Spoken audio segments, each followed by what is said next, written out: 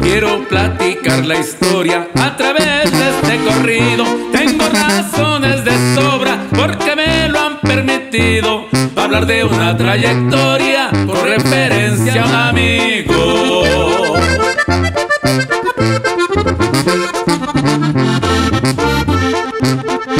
Muy audaz para los negocios por su gran inteligencia. No necesita de socios, le basta con la experiencia. Acreedor a los elogios, pues se hace notar su esencia.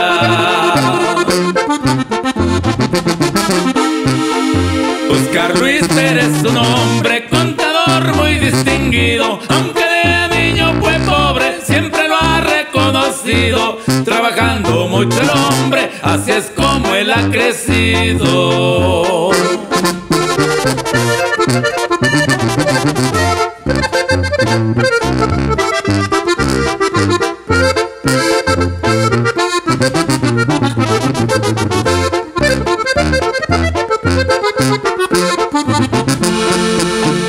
Su madre nacida en Puebla y de Oaxaca su padre, los dos maestros de escuela, amigos muy apreciables, la señora Magdalena y don Raúl Luis su padre.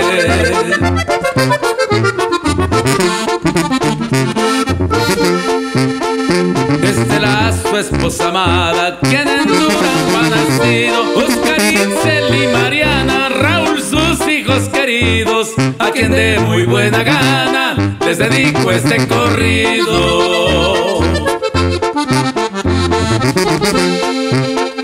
Año del 64, febrero 13 por cierto, cada año es pa' festejarlo por ser de su nacimiento. Lorenzo de León cantando, un gran acontecimiento.